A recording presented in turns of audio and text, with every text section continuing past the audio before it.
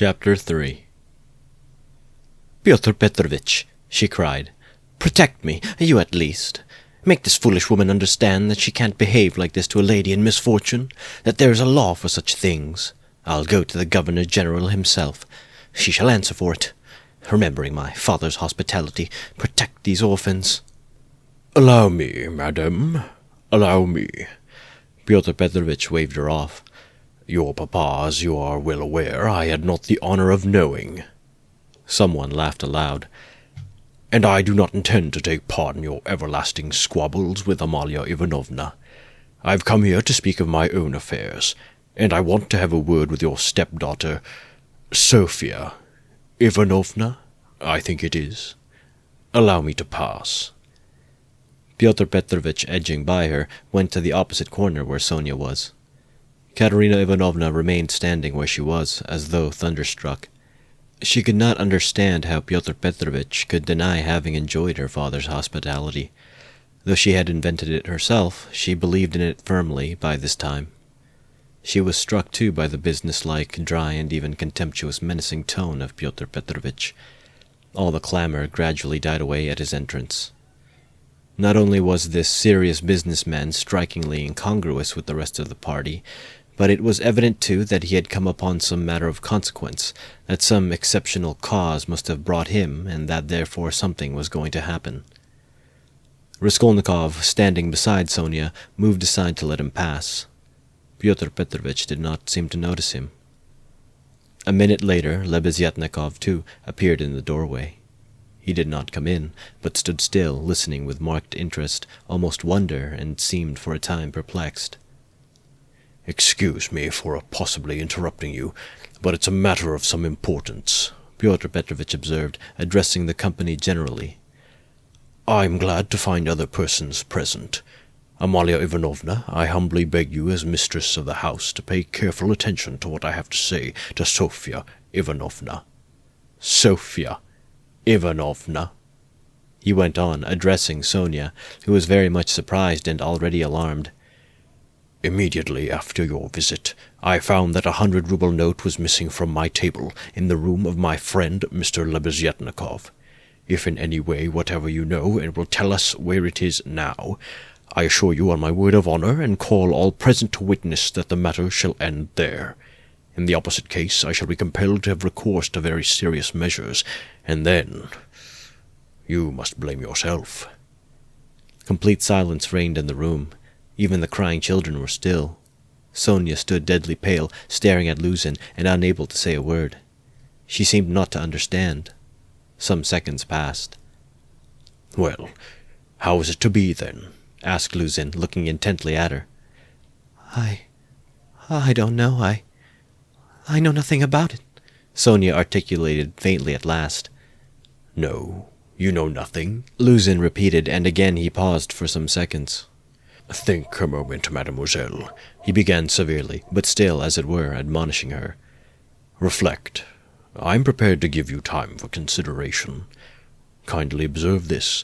If I were not so entirely convinced, I should not, you may be sure, with my experience venture to accuse you so directly.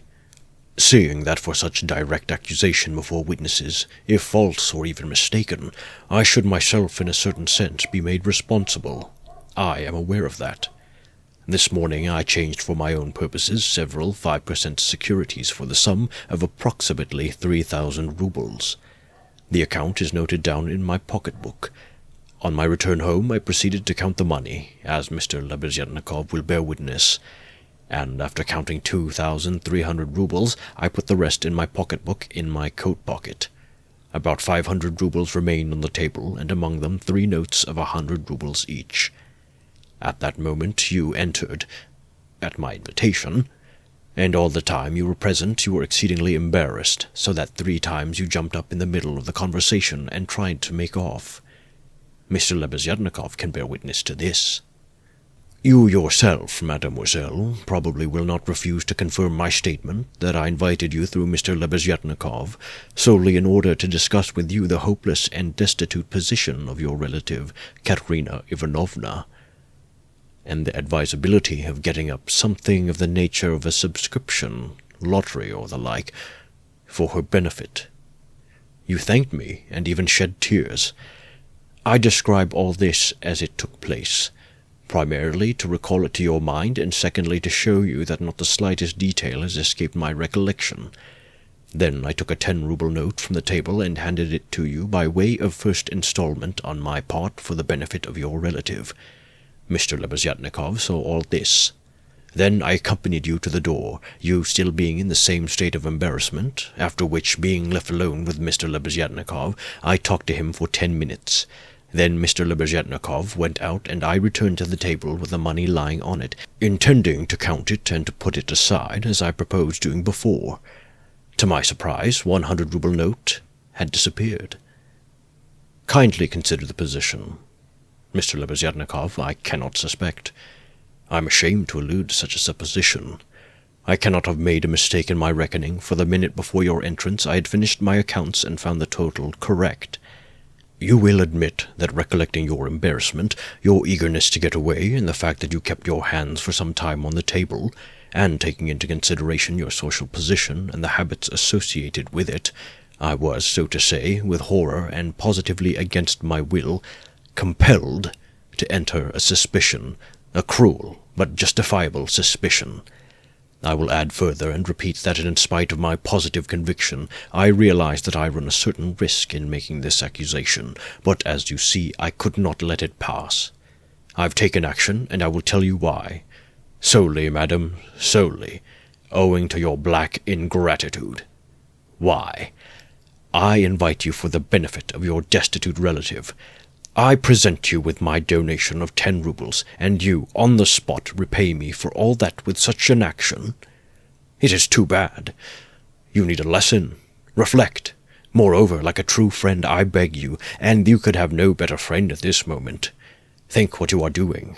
Otherwise I shall be immovable. Well, what do you say? I have taken nothing, Sonia whispered in terror. You gave me 10 rubles. Here it is, take it. Sonia pulled her handkerchief out of her pocket, untied a corner of it, took out the 10-ruble note, and gave it to Luzin. And the 100 rubles you do not confess to taking? He insisted reproachfully, not taking the note. Sonia looked about her. All were looking at her with such awful, stern, ironical, hostile eyes. She looked at Raskolnikov. He stood against the wall, with his arms crossed, looking at her with glowing eyes. Good God, broke from Sonia. Amalia Ivanovna, we shall have to send word to the police, and therefore I humbly beg you meanwhile to send for the house porter, Luzin said softly and even kindly. Gott der Barmherzig! I knew she was the thief, cried Amalia Ivanovna, throwing up her hands. You knew it? Luzin caught her up. Then I suppose you had some reason before this for thinking so.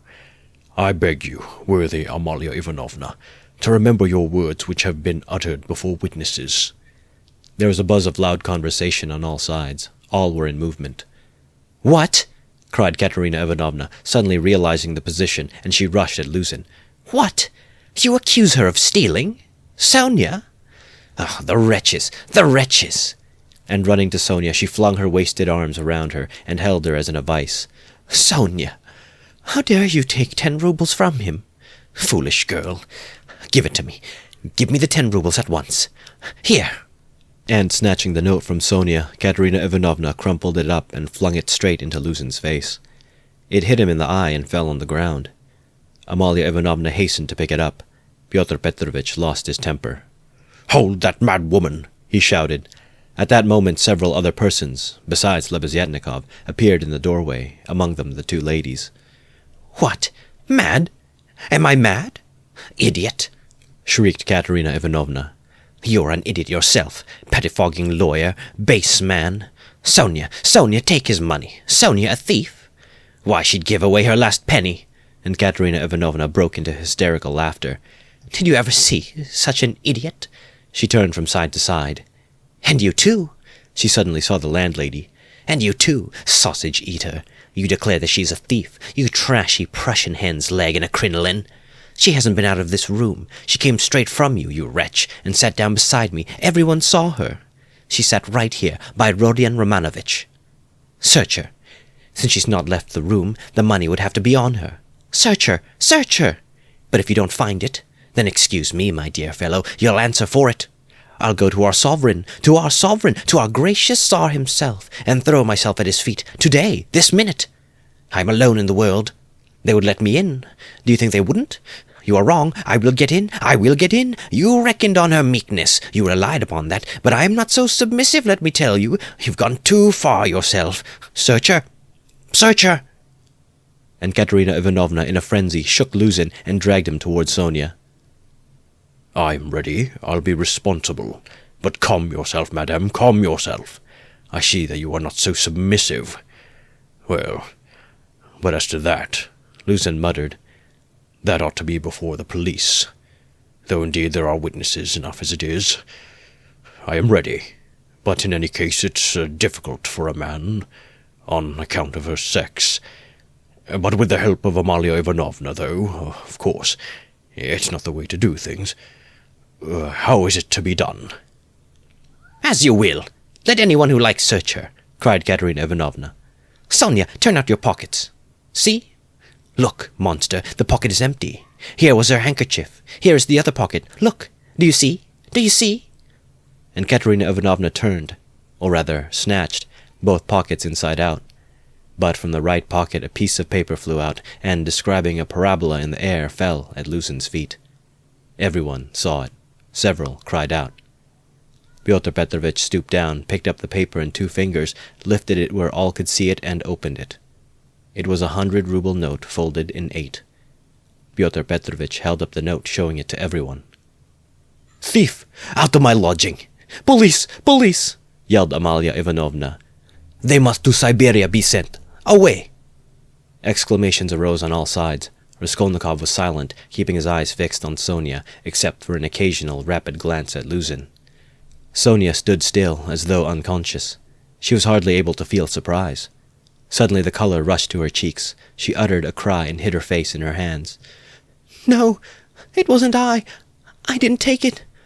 I know nothing about it, she cried with a heart-rending wail, and she ran to Katerina Ivanovna, who clasped her tightly in her arms, as though she would shelter her from all the world.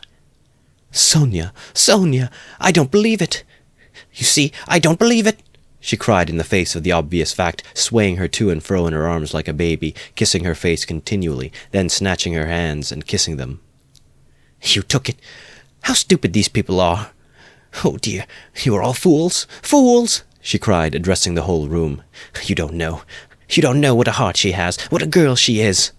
She take it? She? She'd sell her last rag, she'd go barefoot to help you if you needed it. That's what she is. She has the yellow passport because my children were starving. She sold herself for us. Husband, husband, do you see? Do you see? What a memorial dinner for you. Merciful heavens. Defend her. Why are you all standing still? Rodin Romanovich, why don't you stand up for her?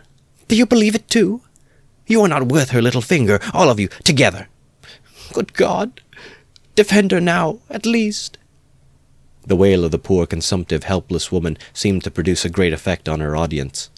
The agonized, wasted, consumptive face, the parched, blood-stained lips, the hoarse voice, the tears unrestrained as a child's, the trustful, childish, and yet despairing prayer for help were so piteous that everyone seemed to feel for her.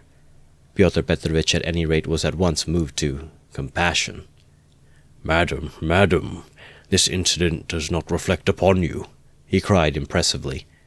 No one would take upon himself to accuse you of being an instigator, or even an accomplice in it, especially as you have proved her guilt by turning out her pockets, showing that you had no previous idea of it.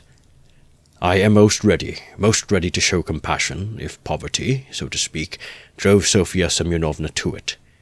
But why did you refuse to confess, mademoiselle? Were you afraid of the disgrace? The first step? You lost your head, perhaps. One can quite understand it. But how could you have lowered yourself to such an action? Gentlemen, he addressed the whole company. Gentlemen, compassionate, and, so to say, commiserating these people, I am ready to overlook it, even now, in spite of the personal insult lavished upon me. And may this disgrace be a lesson to you for the future, he said, addressing Sonia, and I will carry the matter, No further. Enough." Pyotr Petrovitch stole a glance at Raskolnikov. Their eyes met, and the fire in Raskolnikov seemed ready to reduce him to ashes. Meanwhile, Katerina Ivanovna apparently heard nothing. She was kissing and hugging Sonia like a mad woman. The children, too, were embracing Sonia on all sides, and Polenka, though she did not fully understand what was wrong, was drowned in tears and shaking with sobs as she hid her pretty little face, swollen with weeping, on Sonia's shoulder. "How vile!" a loud voice cried suddenly in the doorway. Pyotr Petrovitch looked round quickly. "What vileness!" Lebeziatnikov repeated, staring him straight in the face.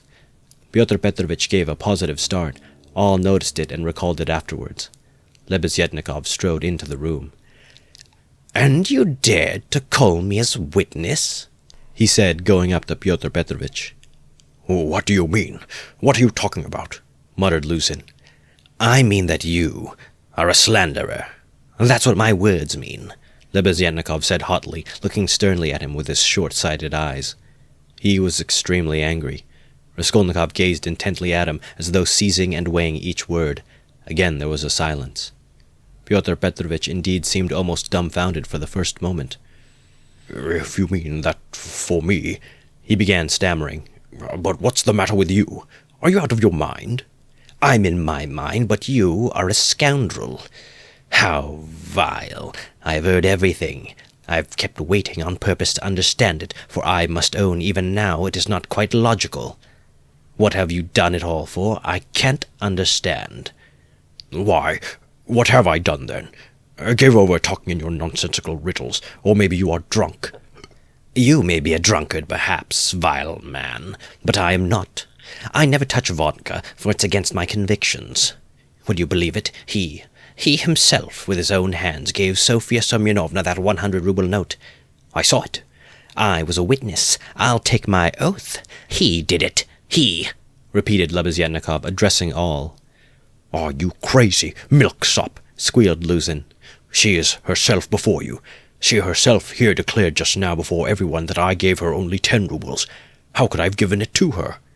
I saw it, Lebeziatnikov repeated, "and though it is against my principles, I am ready this very minute to take any oath you like before the court, for I saw how you slipped it in her pocket. Only like a fool I thought you did it out of kindness. When you were saying goodbye to her at the door, while you held her hand in one hand, with the other, the left, you slipped the note into her pocket. I saw it. Luzin turned pale. "What lies!" he cried impudently. "Why, how could you, standing by the window, see the note? You fancied it with your short-sighted eyes. You are raving." "No, I didn't fancy it. And though I was standing some way off, I saw it all. And though it certainly would be hard to distinguish a note from the window, that's true, I knew for certain that it was a 100-ruble note, because when you were going to give Sofya Semyonovna 10 rubles, you took up from the table a 100-ruble note. I saw it because I was standing near then, and an idea struck me at once, so that I did not forget you had it in your hand. You folded it and kept it in your hand all the time. I didn't think of it again until, when you were getting up, you changed it from your right hand to your left, and nearly dropped it. I noticed it because the same idea struck me again, that you meant to do her a kindness without my seeing. You can fancy how I watched you, and I saw how you succeeded in slipping it into her pocket. I saw it. I'll take my oath." Lebeziatnikov was almost breathless. Exclamations arose on all hands, chiefly expressive of wonder, but some were menacing in tone. They all crowded round Pyotr Petrovitch. Katerina Ivanovna flew to Lebeziatnikov. "I was mistaken in you. Protect her. You are the only one to take her part. She is an orphan. God has sent you." Katerina Ivanovna, hardly knowing what she was doing, sank on her knees before him. "A pack of nonsense!" yelled Luzin, roused to fury. "It's all nonsense. You've been talking. An idea struck you. You didn't think you noticed. What does it amount to? So I gave it to her on the sly on purpose? What for? With what object? What have I to do with this?" "What for? That's what I can't understand. But that what I'm telling you is the fact, that's certain. So from my being mistaken, you infamous criminal man, I remember how, on account of it, a question occurred to me at once, just when I was thanking you and pressing your hand. What made you put it secretly in her pocket? Why you did it secretly, I mean. Could it be simply to conceal it from me, knowing that my convictions are opposed to yours, and that I do not approve of private benevolence, which effects no radical cure? Well, I decided that you really were ashamed of giving such a large sum before me. Perhaps, too, I thought, he wants to give her a surprise when she finds a whole 100-ruble note in her pocket. Then the idea struck me, too, that you wanted to test her, to see whether, when she found it, she would come to thank you. Then, too, that you wanted to avoid thanks, and that, as the saying is, your right hand should not know. Something of that sort, in fact. I thought of so many possibilities that I put off considering it, but still thought it indelicate to show you that I knew your secret. But another idea struck me again, that Sofya Semyonovna might easily lose the money before she noticed it. That was why I decided to come in here to call her out of the room and to tell her that you put 100 rubles in her pocket. But on my way I went first to Madame Kobaletnikov's to take them the general treatise on the positive method, and especially to recommend Pederit's article, and also Wagner's. Then I come on here, and what a state of things I find! Now, could I have all these ideas and reflections if I had not seen you put the 100-ruble note in her pocket? When Lebeziatnikov finished his long-winded harangue with a logical deduction at the end, he was quite tired, and the perspiration streamed from his face. He could not, alas, even express himself correctly in Russian, though he knew no other language, so that he was quite exhausted, almost emaciated, after this heroic exploit. But his speech produced a powerful effect. He had spoken with such vehemence, with such conviction that everyone obviously believed him. Pyotr Petrovitch felt that things were going badly with him. "What is it to do with me if silly ideas did occur to you?" he shouted. "That's no evidence. You may have dreamt it, that's all. And I tell you, you are lying, sir. You are lying and slandering from some spite against me, simply from pique, because I did not agree with your free-thinking, godless social propositions." But this retort did not benefit Pyotr Petrovitch. Murmurs of disapproval were heard on all sides. "Ah, that's your line now, is it?" cried Lebeziatnikov. "That's nonsense. Call the police, and I'll take my oath. There's only one thing I can't understand. What made him risk such a contemptible action? Oh, pitiful, despicable man!" "I can explain why he risked such an action, and if necessary, I too will swear to it," Raskolnikov said at last in a firm voice, and he stepped forward. He appeared to be firm and composed. Everyone felt clearly, from the very look of him, that he really knew about it and that the mystery would be solved. "Now I can explain it all to myself," said Raskolnikov, addressing Lebeziatnikov. "From the very beginning of the business, I suspected that there was some scoundrelly intrigue at the bottom of it. I began to suspect it from some special circumstances known to me only, which I will explain at once to everyone. They account for everything. Your valuable evidence has finally made everything clear to me. I beg all to listen. This gentleman," he pointed to Luzin, "was recently engaged to be married to a young lady, my sister, Avdotya Romanovna Raskolnikov. But coming to Petersburg, he quarreled with me the day before yesterday at our first meeting, and I drove him out of my room. I have 2 witnesses to prove it. He is a very spiteful man. The day before yesterday I did not know that he was staying here in your room, and that consequently on the very day we quarreled, the day before yesterday, he saw me give Katerina Ivanovna some money for the funeral, as a friend of the late Mr. Marmeladov. He at once wrote a note to my mother and informed her that I had given away all my money, not to Katerina Ivanovna, but to Sofya Semyonovna, and referred in a most contemptible way to the character of Sofya Semyonovna, that is, hinted at the character of my attitude to Sofya Semyonovna.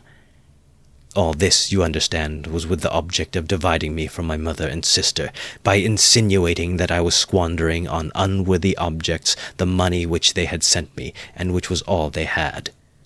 Yesterday evening, before my mother and sister, and in his presence, I declared that I had given the money to Katerina Ivanovna for the funeral, and not to Sofya Semyonovna, and that I had no acquaintance with Sofya Semyonovna, and I had never seen her before indeed. At the same time, I added that he, Pyotr Petrovich Luzin, with all his virtues, was not worth Sofya Semyonovna's little finger, though he spoke so ill of her. To his question, would I let Sofya Semyonovna sit down beside my sister, I answered that I had already done so that day. Irritated that my mother and sister were unwilling to quarrel with me at his insinuations, he gradually began being unpardonably rude to them. A final rupture took place, and he was turned out of the house. All this happened yesterday evening. Now I beg your special attention. Consider. If he had now succeeded in proving that Sofya Semyonovna was a thief, he would have shown to my mother and sister that he was almost right in his suspicions, that he had reason to be angry at my putting my sister on a level with Sofya Semyonovna, that, in attacking me, he was protecting and preserving the honor of my sister, his betrothed. In fact, he might even, through all this, have been able to estrange me from my family, and no doubt he hoped to be restored to favor with them, to say nothing of revenging himself on me personally, for he has grounds for supposing that the honor and happiness of Sofya Semyonovna are very precious to me. That is what he was working for. That's how I understand it. That's the whole reason for it, and there can be no other. It was like this, or somewhat like this, that Raskolnikov wound up his speech, which was followed very attentively, though often interrupted by exclamations from his audience. But in spite of interruptions, he spoke clearly, calmly, exactly, firmly. His decisive voice, his tone of conviction, and his stern face made a great impression on everyone. Yes, that's it, Lebeziatnikov assented gleefully. That must be it, for he asked me, as soon as Sofya Semyonovna came into our room, whether you were here, whether I had seen you among Katerina Ivanovna's guests. He called me aside to the window and asked me in secret. It was essential for him that you should be here. That's it. Luzin smiled contemptuously and did not speak, but he was very pale. He seemed to be deliberating on some means of escape. Perhaps he would have been glad to give up everything and get away, but at the moment this was scarcely possible. It would have implied admitting the truth of the accusations brought against him. Moreover, the company, which had already been excited by drink, was now too much stirred to allow it. The commissariat clerk, though indeed he had not grasped the whole position, was shouting louder than anyone, and was making some suggestions very unpleasant to Luzin. But not all those present were drunk. Lodgers came in from all the rooms. The three Poles were tremendously excited and were continually shouting at him, "The pan is a ladek!" and muttering threats in Polish. Sonia had been listening with strained attention, though she too seemed unable to grasp it. She seemed as though she had just returned to consciousness.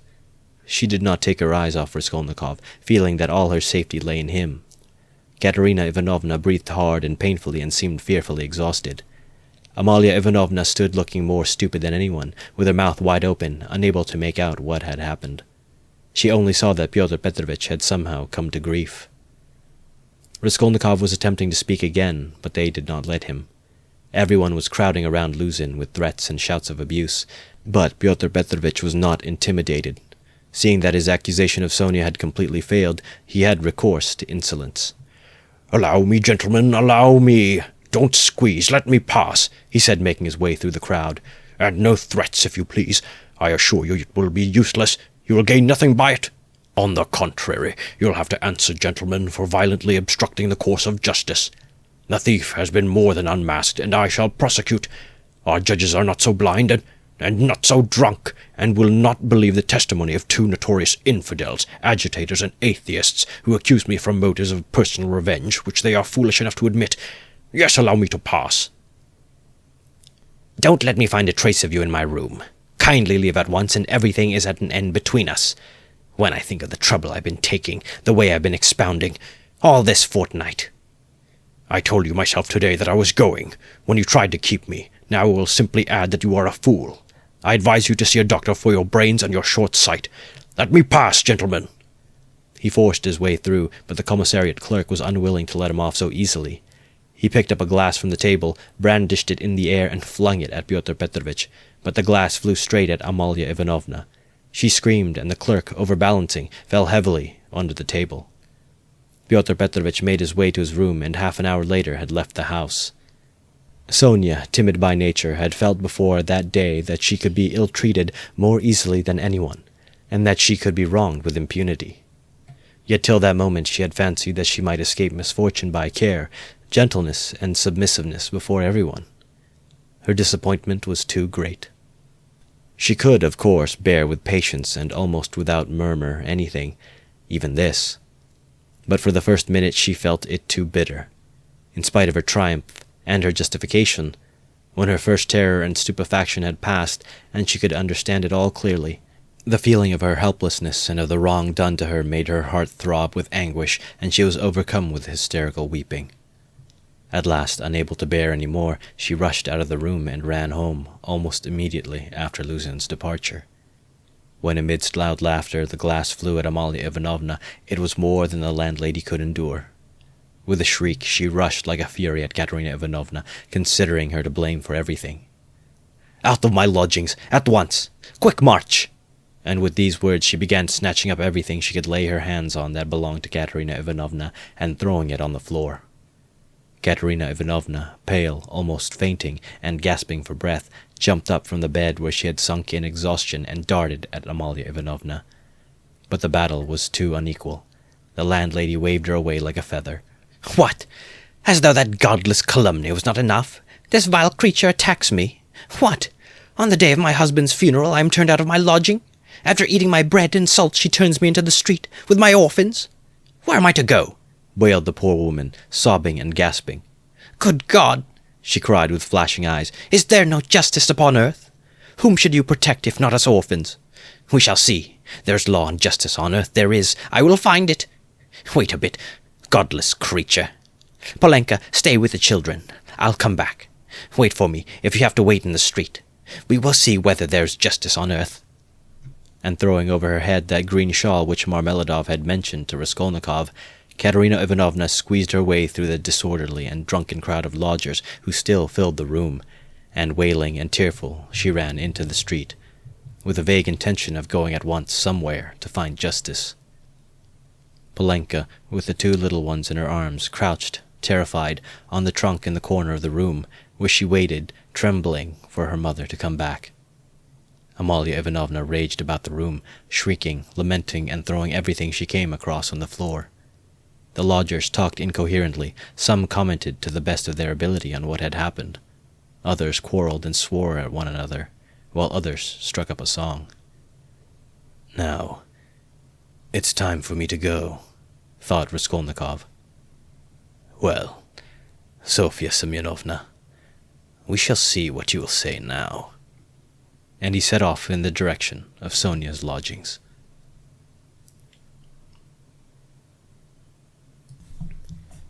Chapter 4. Raskolnikov had been a vigorous and active champion of Sonia against Luzin, although he had such a load of horror and anguish in his own heart. But having gone through so much in the morning, he found a sort of relief in a change of sensations, apart from the strong personal feeling which impelled him to defend Sonia. He was agitated, too, especially at some moments, by the thought of his approaching interview with Sonia. He had to tell her who had killed Lizaveta. He knew the terrible suffering it would be to him, and, as it were, brushed away the thought of it. So when he cried, as he left Katerina Ivanovna's, "Well, Sonia, we shall see what you'll say now," he was still superficially excited, still vigorous and defiant from his triumph over Luzin. But, strange to say, by the time he reached Sonia's lodging, he felt a sudden impotence and fear. He stood still in hesitation at the door, asking himself the strange question, must he tell her who killed Lizaveta?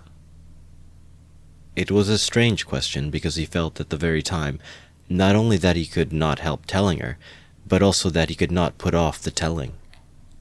He did not know why it must be so, he only felt it, and the agonizing sense of his impotence before the inevitable almost crushed him. To cut short his hesitation and suffering, he quickly opened the door and looked at Sonia from the doorway.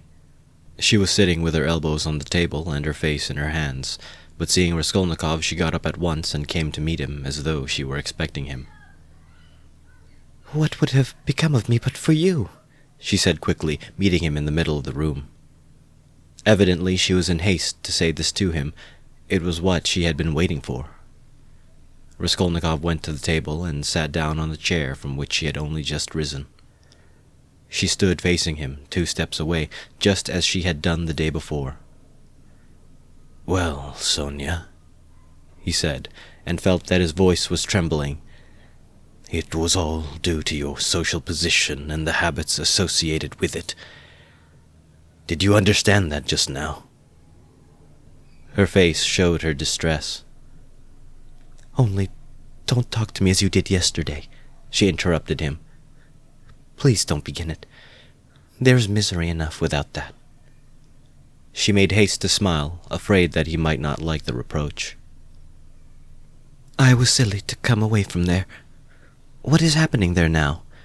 I wanted to go back directly, but I kept thinking that you would come."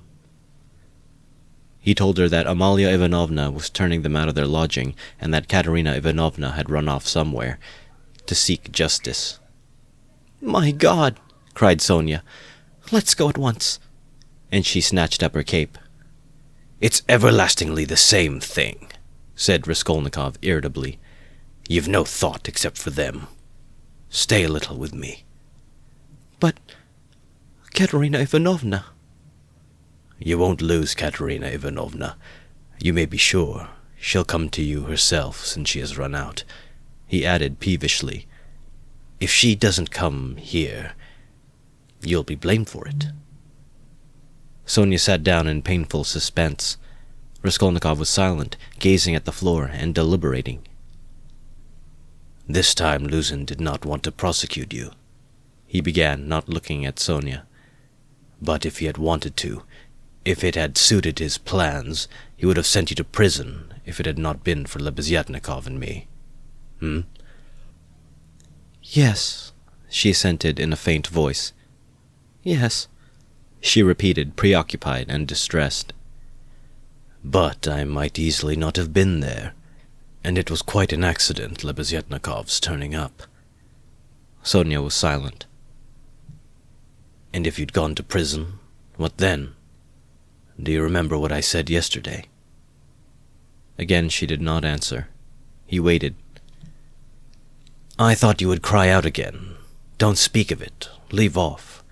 Raskolnikov gave a laugh, but rather a forced one. "What? Silence again?" he asked a minute later. "We must talk about something, you know. It would be interesting for me to know how you would decide a certain problem, as Lebeziatnikov would say. No, really, I am serious. Imagine, Sonia, that you had known all Luzin's intentions beforehand. Known, that is, for a fact, that they would be the ruin of Katerina Ivanovna and the children and yourself thrown in, since you don't count for anything. Polenka, too. For she'll go the same way. Well, if suddenly it all depended on your decision whether he or they should go on living, that is, whether Luzin should go on living and doing wicked things, or Katerina Ivanovna should die, how would you decide which of them was to die? I ask you." Sonia looked uneasily at him. There was something peculiar in the hesitating question, which seemed approaching something in a roundabout way. "I felt that you were going to ask something like that," she said, looking inquisitively at him. "I dare say you did. But how's it to be answered?" "Why do you ask about what could not happen?" said Sonia reluctantly. "Then it would be better for Luzin to go on living and doing wicked things. You haven't dared to decide even that." "But I can't know the divine providence. And why do you ask what can't be answered? What's the use of such foolish questions? How could it happen that it should depend on my decision? Who has made me a judge to decide who is to live and who is not to live?" "Oh, if the divine providence is to be mixed up in it, there's no doing anything," Raskolnikov grumbled morosely. "You'd better say straight out what you want," Sonia cried in distress. "You are leading up to something again. Can you have come simply to torture me?" She could not control herself and began crying bitterly. He looked at her in gloomy misery. 5 minutes passed. "Of course you're right, Sonia," he said softly at last. He was suddenly changed. His tone of assumed arrogance and helpless defiance was gone. Even his voice was suddenly weak.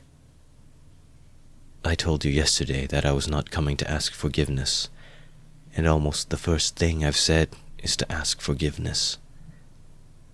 I said that about Luzin and Providence for my own sake. I was asking forgiveness, Sonia." He tried to smile, but there was something helpless and incomplete in his pale smile. He bowed his head and hid his face in his hands. And suddenly a strange, surprising sensation of a sort of bitter hatred for Sonia passed through his heart. As it were wondering and frightened of this sensation, he raised his head and looked intently at her. But he met her uneasy and painfully anxious eyes fixed on him. There was love in them. His hatred vanished like a phantom. It was not the real thing. He had taken the one feeling for the other. It only meant that that minute had come. He hid his face in his hands again and bowed his head. Suddenly he turned pale, got up from his chair, looked at Sonia, and without uttering a word sat down mechanically on her bed. His sensations that moment were terribly like the moment when he had stood over the old woman with the axe in his hand and felt that he must not lose another minute. "What's the matter?" asked Sonia, dreadfully frightened. He could not utter a word. This was not at all the way he had intended to tell, and he did not understand what was happening to him now. She went up to him softly, sat down on the bed beside him, and waited, not taking her eyes off him. Her heart throbbed and sank. It was unendurable. He turned his deadly pale face to her. His lips worked, helplessly struggling to utter something. A pang of terror passed through Sonia's heart. "What's the matter?" she repeated, drawing a little away from him. "Nothing, Sonia. Don't be frightened. It's nonsense. It really is nonsense, if you think of it," he muttered like a man in delirium. "Why have I come to torture you?" he added suddenly, looking at her. "Why, really? I keep asking myself that question, Sonia." He had perhaps been asking himself that question a quarter of an hour before, but now he spoke helplessly, hardly knowing what he said and feeling a continual tremor all over. "Oh, how you are suffering," she muttered in distress, looking intently at him. "It's all nonsense. Listen, Sonia." He suddenly smiled, a pale, helpless smile for 2 seconds. "You remember what I meant to tell you yesterday?" Sonia waited uneasily. "I said as I went away that perhaps I was saying goodbye forever, but that if I came today, I would tell you who killed Lizaveta." She began trembling all over. "Well, here I've come to tell you." "Then you really meant it yesterday?" she whispered with difficulty. "How do you know?" she asked quickly, as though suddenly regaining her reason. Sonia's face grew paler and paler, and she breathed painfully. "I know." She paused a minute. "Have they found him?" she asked timidly. "No." "Then how do you know about it?" she asked again, hardly audibly, and again after a minute's pause. He turned to her and looked very intently at her. "Guess," he said with the same distorted, helpless smile. A shudder passed over her. "But why do you frighten me like this?" she said, smiling like a child.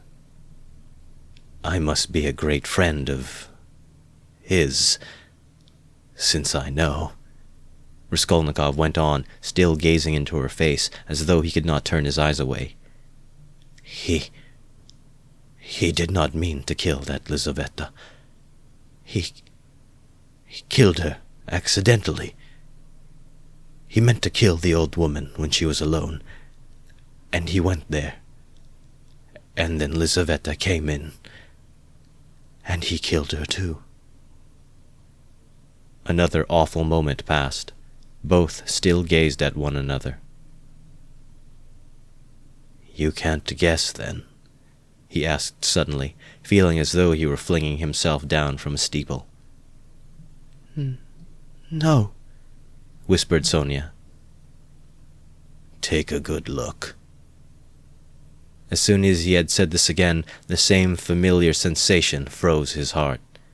He looked at her, and all at once seemed to see in her face the face of Lizaveta. He remembered clearly the expression in Lizaveta's face when he approached her with the axe, and she stepped back to the wall, putting out her hand with childish terror in her face, looking as little children do when they begin to be frightened of something, looking intently and uneasily at what frightens them, shrinking back and holding out their little hands on the point of crying. Almost the same thing happened now to Sonia. With the same helplessness and the same terror, she looked at him for a while and, suddenly putting out her left hand, pressed her fingers faintly against his breast and slowly began to get up from the bed, moving further from him and keeping her eyes fixed even more immovably on him. Her terror infected him. The same fear showed itself on his face, in the same way he stared at her, and almost with the same childish smile. Have you guessed?" he whispered at last. Good God!" broke in an awful wail from her bosom. She sank helplessly on the bed with her face in the pillows, but a moment later she got up, moved quickly to him, seized both his hands, and, gripping them tight in her thin fingers, began looking into his face again with the same intent stare. In this last desperate look, she tried to look into him and catch some last hope. But there was no hope. There was no doubt remaining. It was all true. Later on, indeed, when she recalled that moment, she thought it strange and wondered why she had seen at once that there was no doubt. She could not have said, for instance, that she had foreseen something of the sort, and yet now, as soon as he told her, she suddenly fancied that she had really foreseen this very thing. "Stop. Sonia, enough. Don't torture me," he begged her miserably. It was not at all like this he had thought of telling her, but this is how it happened. She jumped up, seeming not to know what she was doing, and, wringing her hands, walked into the middle of the room, but quickly went back down and sat down again beside him, her shoulder almost touching his.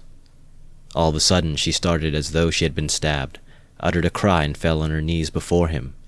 She did not know why. "What have you done? What have you done to yourself?" she said in despair, and jumping up she flung herself on his neck, threw her arms around him, and held him tightly. Raskolnikov drew back and looked at her with a mournful smile.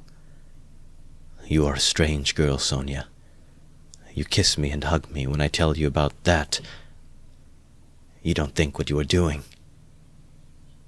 "There's no one in the whole world now so unhappy as you," she cried in a frenzy, not hearing what he said, and she suddenly broke into violent hysterical weeping. A feeling long unfamiliar to him flooded his heart and softened it at once. He did not struggle against it. 2 tears started into his eyes and hung on his eyelashes. "Then you won't leave me, Sonia?" he said, looking at her almost with hope. No, never. Nowhere," cried Sonia. I will follow you. I will follow you everywhere. Oh, my God. How miserable I am. Why didn't I know you before? Why didn't you come before? Oh, dear. Here, I have come. Yes, now. What's to be done now? Together. She repeated as it were unconsciously, and she hugged him again. I'll follow you to Siberia. He recoiled at this, and the same hostile, almost haughty smile came to his lips. Perhaps I don't want to go to Siberia yet, Sonia, he said. Sonia looked at him quickly. Again, after her first passionate, agonizing sympathy for the unhappy man, the terrible idea of the murder overwhelmed her. In his changed tone, she seemed to hear the murderer speaking. She looked at him bewildered. She knew nothing as yet, why, how, with what object it had been. Now all these questions rushed at once into her mind, and again she could not believe it. He is a murderer. Could it be true? "What's the meaning of it? Where am I?" she said in complete bewilderment, as though still unable to recover herself. How could you? You! A man like you! How could you bring yourself to it? What does it mean?"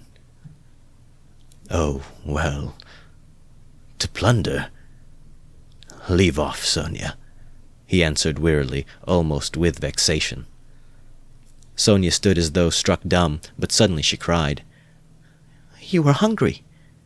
It was to help your mother, yes?" "No, Sonia, no," he muttered, turning away and hanging his head. "I was not so hungry. I certainly did want to help my mother, but that's not the real thing, either. Don't torture me, Sonia." Sonia clasped her hands. Could it all be true? Good God, what a truth! Who could believe it? And how could you give away your last farthing and yet rob and murder? Oh, she cried suddenly. That money you gave Katerina Ivanovna. That money. Can that money... "No, Sonia," he broke in hurriedly. "That money was not it. Do not worry yourself. That money my mother sent me, and it came when I was ill, the day I gave it to you. Razumikin saw it. He received it for me. That money was mine. My own." Sonia listened to him in bewilderment and did her utmost to comprehend. "And that money... I don't even know really whether there was any money," he added softly as though reflecting. "I took a purse off her neck, made of chamois leather. A purse stuffed full of something. But I didn't look in it. I suppose I hadn't time. And the things, chains and trinkets, I buried under a stone with the purse next morning in a yard off the V Prospect. They are all there now." Sonia strained every nerve to listen. "Then, why? Why you said you did it to rob, but you took nothing?" she asked quickly, catching at a straw. "I don't know. I haven't decided whether to take that money or not," he said, musing again, and seeming to wake up with a start. He gave a brief, ironical smile. "What silly stuff I am talking, eh?" The thought flashed through Sonia's mind. Wasn't he mad? But she dismissed it at once. No, it was something else. She could make nothing of it. Nothing. "Do you know, Sonia," he said suddenly with conviction. "Let me tell you, if I'd simply killed because I was hungry..." He stressed on every word and looked enigmatically but sincerely at her.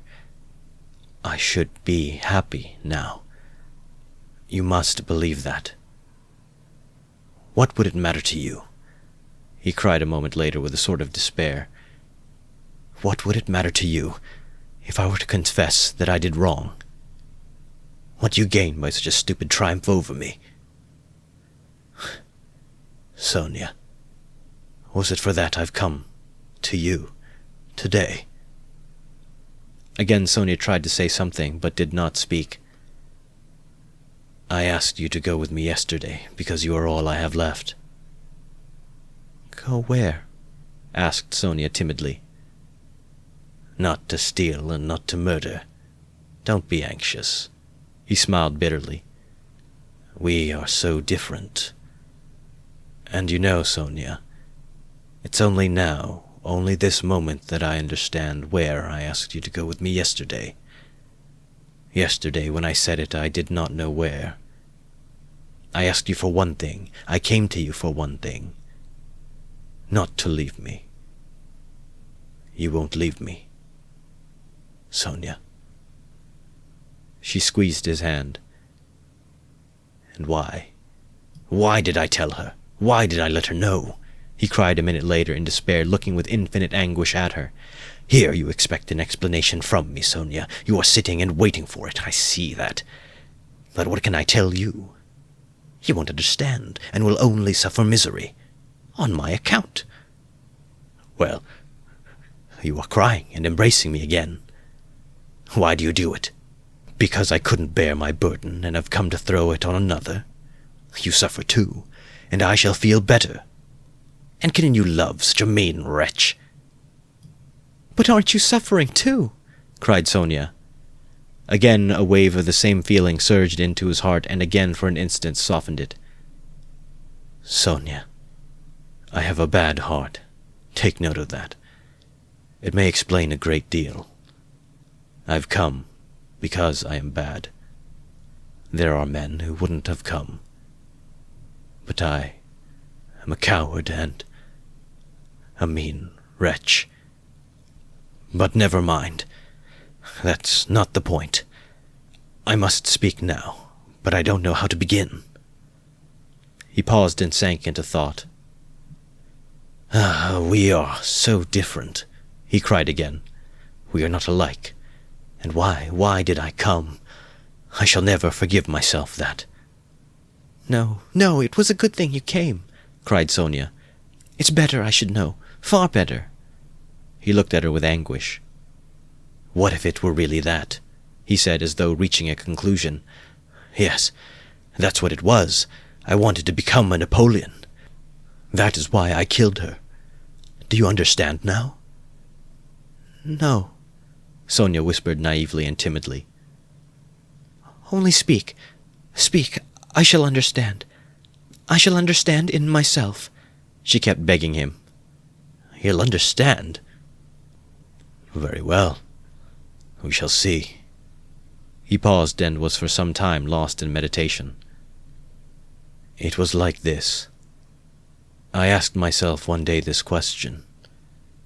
What if Napoleon, for instance, had happened to be in my place, and if he had not had Toulon, nor Egypt, nor the passage of Mont Blanc to begin his career with, but instead of all those picturesque and monumental things, there had simply been some ridiculous old hag, a pawnbroker, who had to be murdered too to get money from her trunk.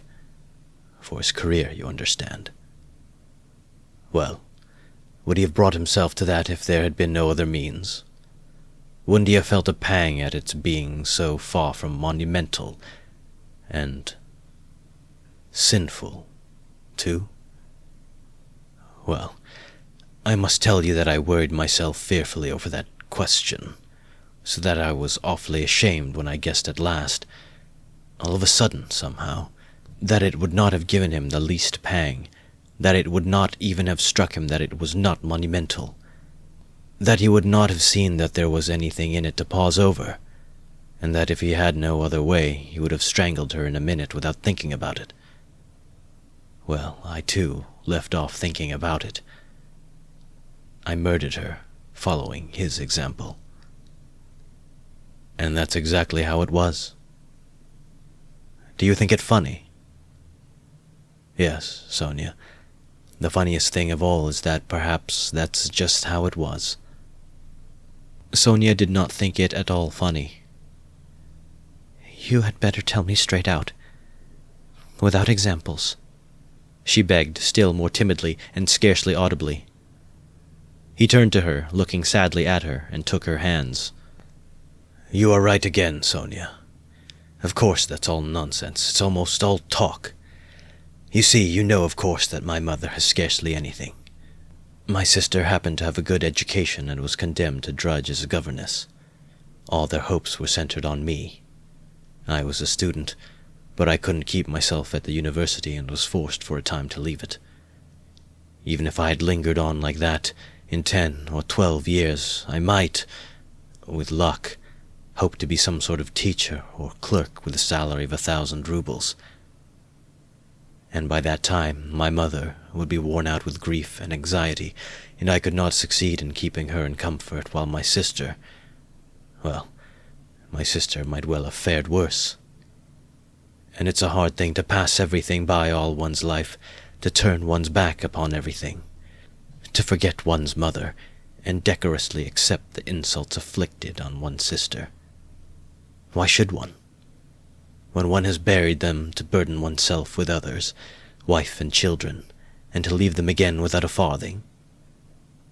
So I resolved to gain possession of the old woman's money, and to use it for my first years without worrying my mother, to keep myself at the university, and for a little while after leaving it, and to do this all on a broad, thorough scale, so as to build up a completely new career and enter upon a new life of independence.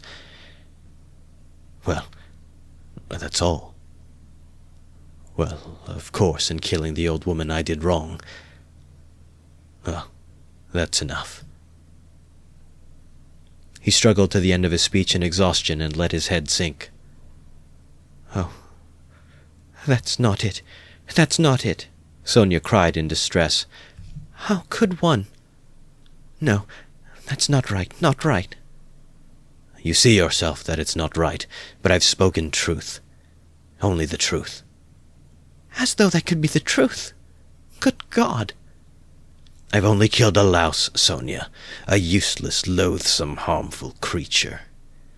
A human being. A louse.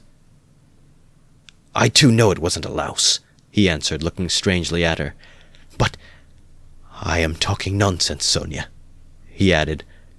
I've been talking nonsense a long time. That's not it. You are right there. There were quite other causes for it. I haven't talked to anyone for so long, Sonia. My head aches dreadfully now. His eyes shone with feverish brilliance. He was almost delirious, an uneasy smile strayed on his lips. His terrible exhaustion could be seen through his excitement. Sonia saw how he was suffering. She too was growing dizzy, and he talked so strangely. It seemed somehow comprehensible, but yet... But how? How? Good God! And she wrung her hands in despair. No, Sonia, that's not it. He began again suddenly, raising his head as though a new and sudden train of thought had struck, and as it were, roused him. That's not it. Better. Imagine. Yes, it's certainly better. Imagine that I am vain, envious, malicious, base, vindictive, and, well, perhaps with a tendency to insanity. I told you just now I could not keep myself at the university. But you know that perhaps I might have done? My mother would have sent me what I needed for the fees, and I could have earned enough for clothes, boots, and food, no doubt. Lessons had turned up at 1/2 ruble. Razumikin works. But I turned sulky and wouldn't. I sat in my room like a spider. You've been in my den, you've seen it. And do you know, Sonia, that low ceilings and tiny rooms cramp the soul and the mind? Ah, how I hated that garret. And yet I wouldn't go out of it. I wouldn't on purpose. I didn't go out for days together, and I wouldn't work. I wouldn't even eat. I just lay there doing nothing. If Nastasia brought me anything, I ate it. If she didn't, I went all day without. I wouldn't ask, on purpose, from sulkiness. At night I had no light. I lay in the dark, and I wouldn't earn money for candles. I ought to have studied, but I sold my books, and the dust lies an inch thick on the notebooks on my table. I preferred lying still and thinking, and I kept thinking. And I had dreams all the time, strange dreams of all sorts, no need to describe. Only then I began to fancy that. No, that's not it. Again, I am telling you wrong. You see, I kept asking myself then, why am I so stupid that if others are stupid, and I know they are, yet I won't be wiser? Then I saw, Sonia, that if one waits for everyone to get wiser, it will take too long. Afterwards I understood that that would never come to pass, that men won't change, and that nobody can alter it, and that it's not worth wasting effort over it. Yes, that's so. That's the law of their nature, Sonia. That's so. And I know, Sonia, that whoever is strong in mind and spirit will have power over them. Anyone who is greatly daring is right in their eyes. He who despises most things will be a lawgiver among them, and he who dares most of all will be most in the right. So it has been till now, and so it will always be. A man must be blind not to see it. Though Raskolnikov looked at Sonia as he said this, he no longer cared whether she understood or not. The fever had completely taken hold of him. He was in a sort of gloomy ecstasy. Sonia felt that his gloomy creed had become his faith and code. "I divined then, Sonia," he went on eagerly, "that power is only vouchsafed to the man who dares to stoop and pick it up. There's only one thing needful, one has only to dare. Then for the first time in my life an idea took shape in my mind which no one had ever thought of before me. No one. I saw clear as daylight how strange it is that not a single person living in this mad world has had the daring to go straight for it all and send it flying to the devil. I wanted to have the daring. And I killed her. I only wanted to have the daring, Sonia. That was the whole cause of it." "Oh, hush, hush," cried Sonia, clasping her hands. "You turned away from God, and God has smitten you, has given you over to the devil." "Then, Sonia, when I used to lie there in the dark and all this became clear to me, was it a temptation of the devil? Hush, don't laugh, blasphemer. You don't understand. You don't understand. Oh, God, he won't understand." "Hush, Sonia, I'm not laughing. I know myself that it was the devil leading me. Hush, Sonia, hush," he repeated with gloomy insistence. "I know it all. I have thought it all over, and whispered it all over to myself, lying there in the dark. I've argued it all over with myself, every point of it, and I know it all. And how sick I was then of going over it all. I've kept wanting to forget it, and make a new beginning, Sonia, and leave off thinking. And you don't suppose that I went into it headlong like a fool? I went into it like a wise man, and that was just my destruction. And you mustn't suppose that I didn't know, for instance, that if I began to question myself whether I had the right to gain power, and I certainly had the right, or that if I asked myself whether a human being is a louse, it proved that it wasn't so for me, though it might be for a man who would go straight to his goal without asking questions. If I worried myself all those days, wondering whether Napoleon would have done it or not, I felt clearly, of course, that I wasn't Napoleon. I had to endure all the agony of that battle of ideas, Sonia, and I longed to throw it off. I wanted to murder without casuistry, to murder for my own sake, for myself alone. I didn't want to lie about it even to myself. It wasn't to help my mother I did the murder. That's nonsense. I didn't do the murder to gain wealth and power and to become a benefactor of mankind. Nonsense. I simply did it. I did the murder for myself alone, and whether I became a benefactor to others, or spent my life like a spider catching men in my web and sucking the life out of men, I couldn't have cared at that moment. And it was not the money, Sonia, when I did it. It was not so much the money I wanted, but something else. I know it all now. Understand me. Perhaps I should never have committed a murder again. I wanted to find out something else. It was something else that led me on. I wanted to find out then and quickly whether I was a louse like everybody else or a man. Whether I can step over barriers or not. Whether I dare stoop to pick up or not.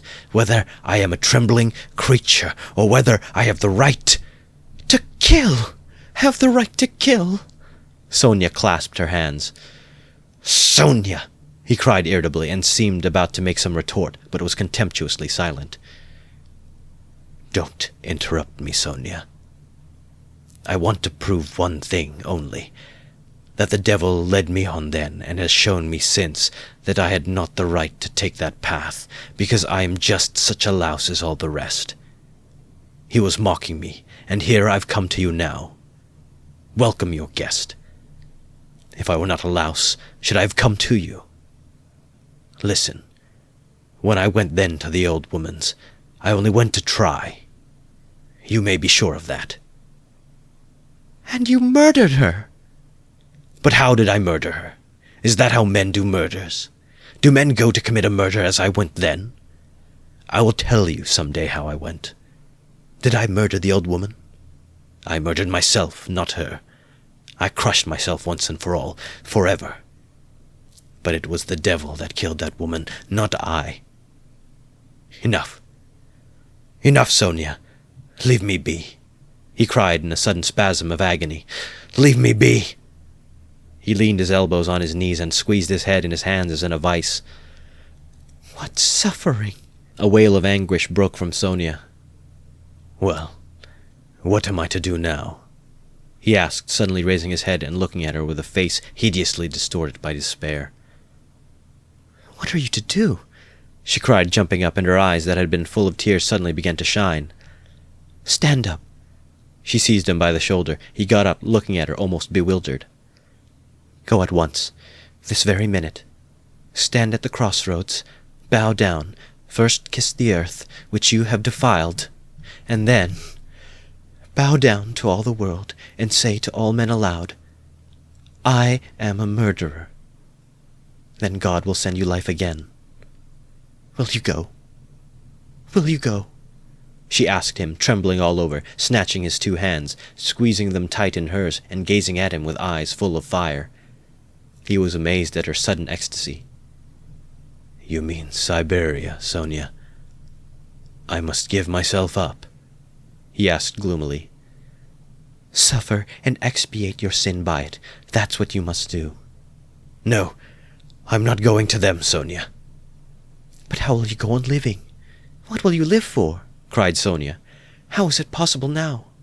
Why, how can you talk to your mother? But what am I saying? You have abandoned your mother and your sister already. He has abandoned them already. Oh, God, she cried. Why, he knows it all himself. How can he live by himself? What will become of you now? Don't be a child, Sonia, he said softly. What wrong have I done them? Why should I go to them?